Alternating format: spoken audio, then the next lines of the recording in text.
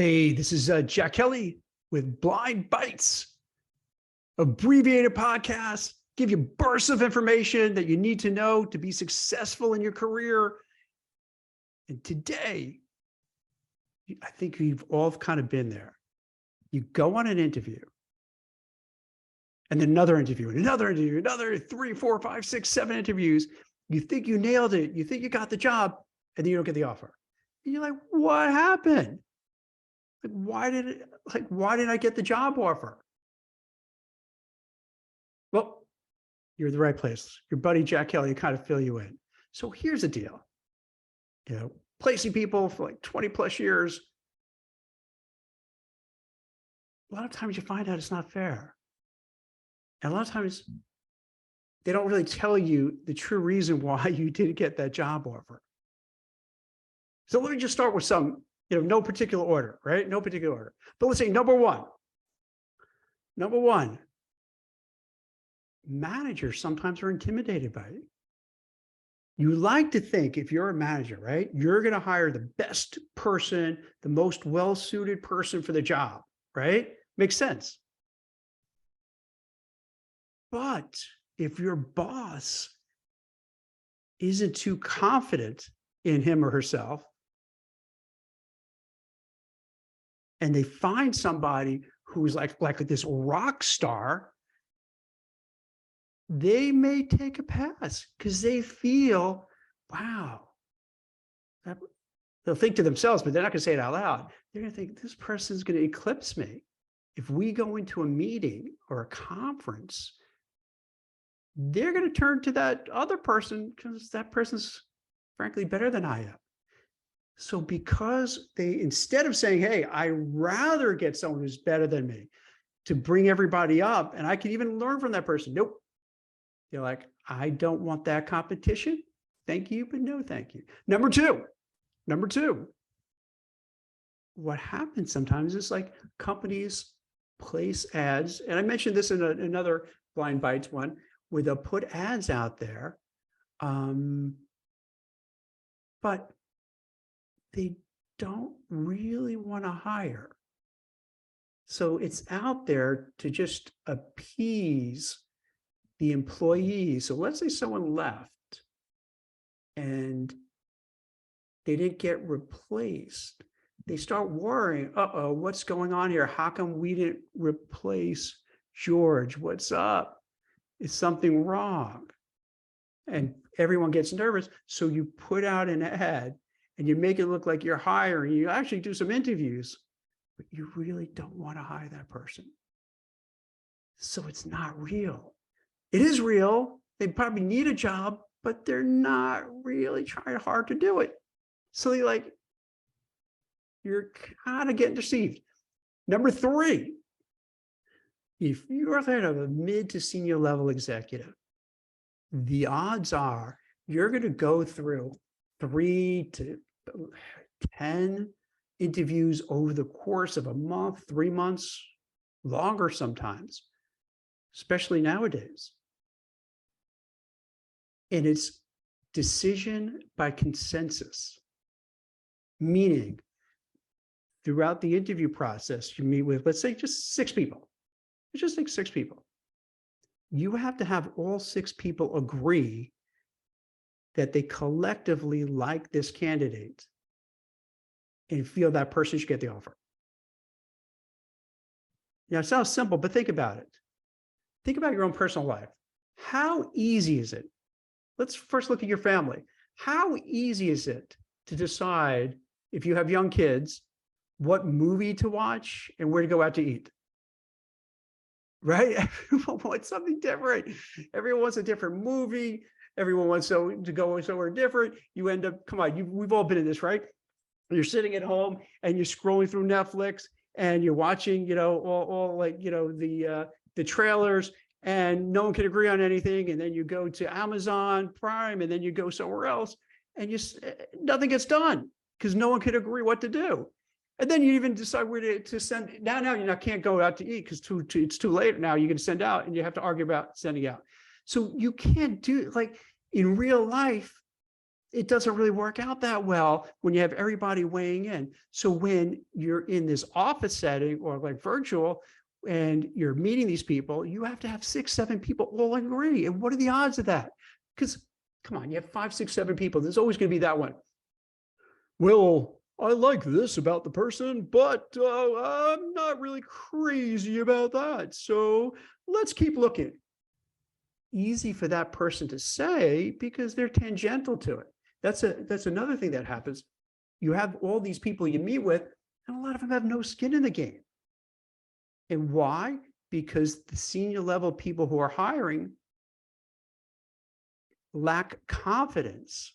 So they feel if I get 5, 6, 7, 8 people all agreeing and the candidate starts, joins the company, but is a bomb, is a dud, the big boss doesn't have to take the blame because the big boss say, well, it wasn't me.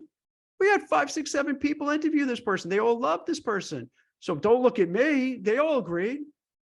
So they feel that's a way to justify it and deflect instead of taking ownership. So you have these people who, usually it's like, all right, you want to meet your manager, maybe some people in a different division you're going to work with. You really don't need 5, 6, 7 people, but they do that because they're afraid to make a decision. And by having more people involved, it takes longer. So they feel the longer it takes, well, finally we'll get somebody. Or the longer it gets, oh, we'll find someone better. Let it keep going. Because maybe if we look some more, we'll find someone cheaper and somebody who's more desperate. We could pay them less. And maybe they're even better. So it just goes on forever. Then number 4 or 5, I lost track, but whatever. We'll say number 4. Let's be real. There's prejudices, biases, discrimination in the workplace.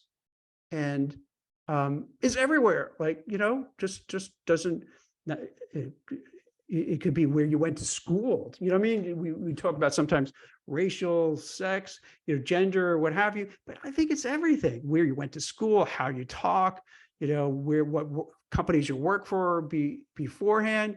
So people have these different kind of biases that just mentally, they just block you out and say, nah, not this person. Number 5, people just can't make decisions. They're scared. And I kind of alluded to that. They're afraid to pull the trigger. They're afraid if they make a decision, it's the wrong decision. So what they do is they don't make a decision and they just keep letting it go on. Or what ends up happening is that the person who is really good kind of starts tapping out. And then they get desperate and they just hire like anybody just to get it done.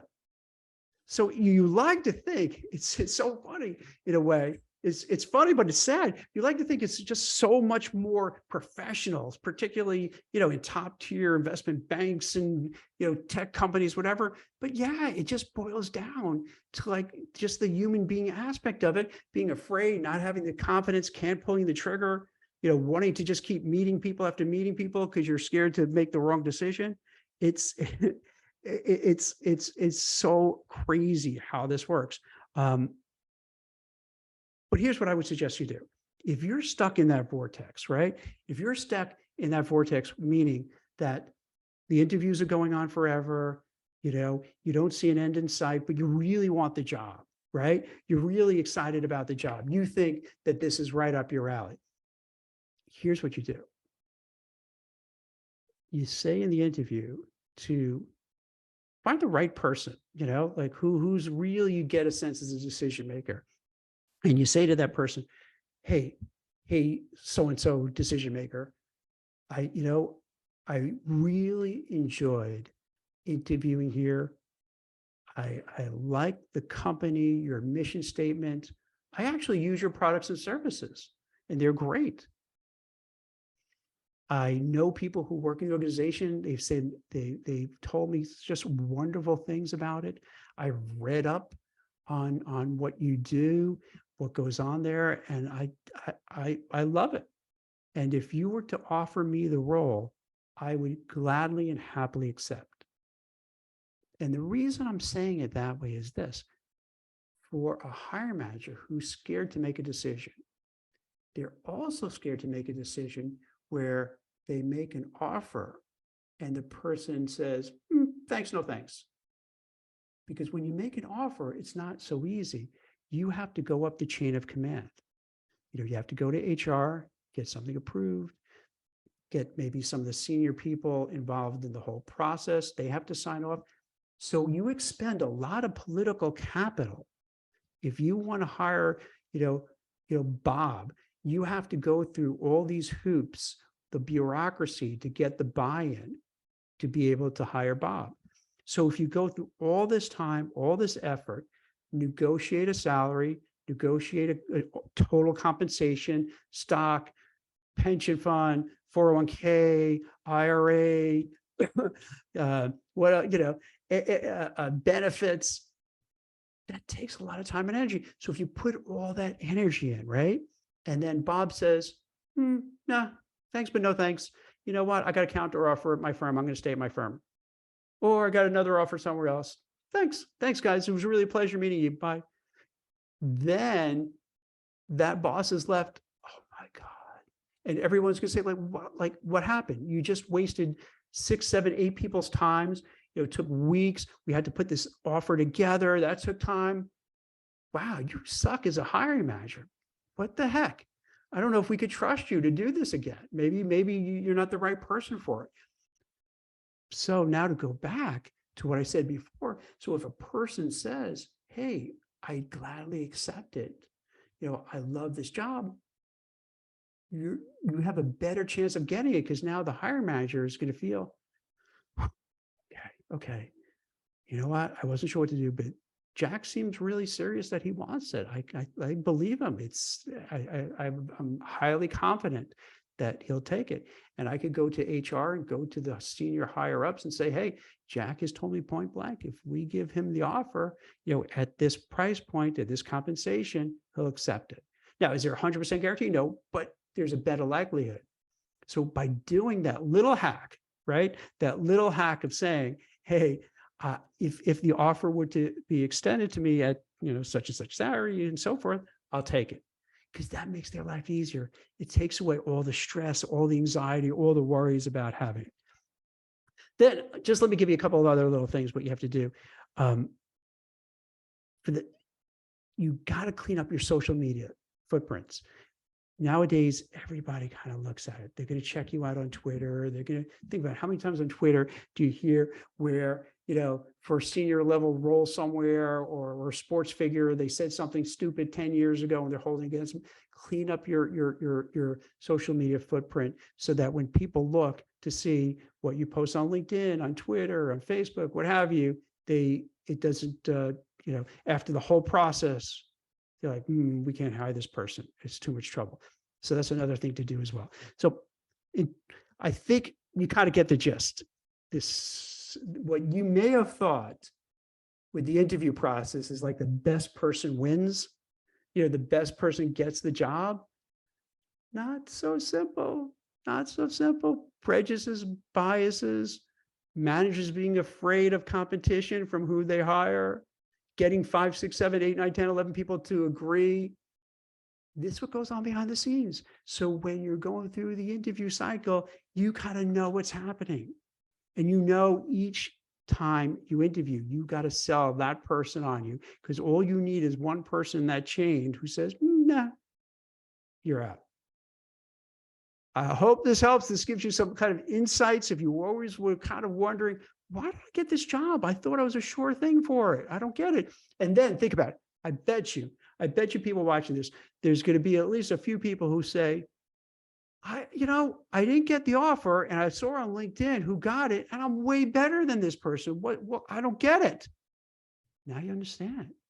The person didn't want to find someone who's the best. They wanted to find somebody who's going to be a little below where the manager doesn't have to worry. I hope this helps. So I don't know if minds are blown with this or everyone's like, duh, Jack, I know it. But the whole idea for these blind bites is that to get an inside scoop on what's happening, what's going on, what you could do to improve your career, your job, move forward with your life, succeed, and be happy in what you're doing. And by giving you this ammunition arming you with all this information, you can make better decisions, and which will lead to a successful career. So it's Jack Kelly. Rick is still on super secret assignments over at Blind. And so I'm hoping I'm doing a good job holding up for him while he's doing some important work. And as always, thank you for watching. Please subscribe to us on all the podcast stations, whatever you look at, iTunes, Spotify, YouTube. Give us a 5-star rating. Tell your friends, your family, your dog, your cat, your fish to watch us. And I hope you enjoyed. If you have any topics you'd like us to talk about, hit me up. If you have any questions, hit me up on LinkedIn, on Twitter, and Blind. I'd be happy to help. So thank you so much for watching and listening. Have a great day.